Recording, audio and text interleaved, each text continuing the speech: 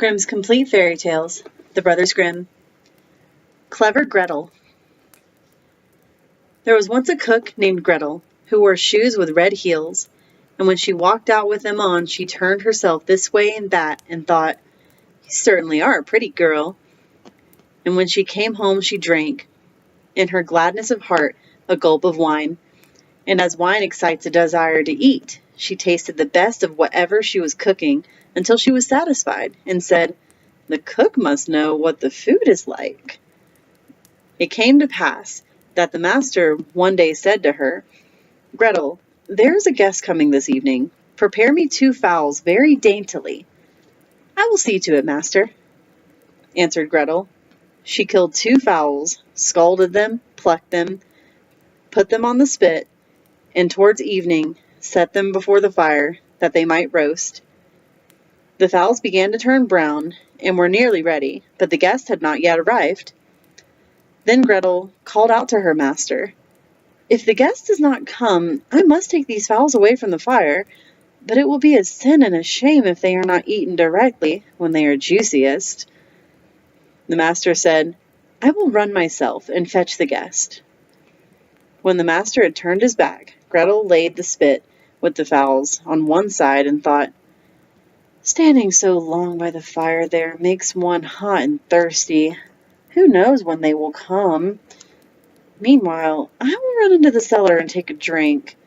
She ran down, took a jug, and said, "God bless it to your use, Gretel," and took a good drink, and took yet another hearty drink.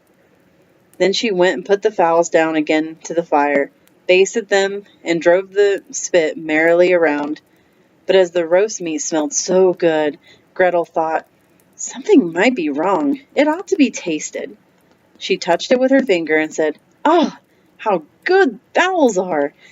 It certainly is a sin and a shame that they are not eaten directly." She ran to the window to see if the master was not coming back with his guest, but she saw no one, and went back to the fowls and thought, "One of the wings is burning. I'd better take it off and eat it." So she cut it off and ate it and enjoyed it. And once she thought, "The other must go down too, or else master will observe that something is missing." When the 2 wings were eaten, she went and looked for her master, but did not see him. It suddenly occurred to her, "Who knows? They are perhaps not coming at all, and have turned in somewhere." And then she said, "Hello, Gretel, enjoy yourself. 1 fowl has been cut into. Take another drink, and eat it up entirely. When it is eaten, you will have some peace. Why should God's good gifts be spoiled?" So she ran into the cellar again, took an enormous drink, and ate up the 1 chicken in great glee. When one of the chickens was swallowed down, and still her master had not come, Gretel looked at the other and said, "Where one is, the other should be likewise. The 2 go together. What's right for the one is right for the other. I think if I were to take another drink, it would do me no harm." So she took another hearty drink and let the 2nd chicken rejoin the first. While she was just in the best of the eating, her master came and cried, "Hurry up, Gretel, the guest is coming directly after me." "Yes, sir, I will soon serve up," answered Gretel.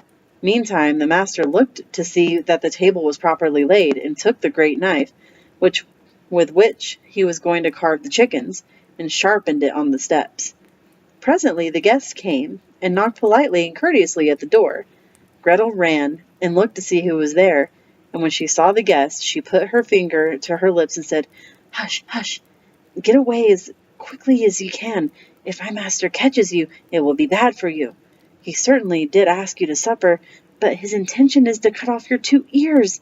Just listen how he is sharpening the knife for it." The guest heard the sharpening, and hurried down the steps again as fast as he could. Gretel was not idle. She ran screaming to her master and cried, "You've invited a fine guest." Why, Gretel, what do you mean by that?" "Yes," said she, "he has taken the chickens which I was just going to serve up off the dish, and ran away with them." "That's a nice trick," said her master, and lamented the fine chickens. "If he had but left me one, so that something remained for me to eat." He called to him to stop, but the guest pretended not to hear. Then he ran after him with the knife still in his hand, crying, "Just one, just one," meaning that the guest should leave him just one chicken, and not take both. The guest, however, thought no otherwise than that he was to give up one of his ears, and he ran as if fire were burning under him, in order to take them both home with him.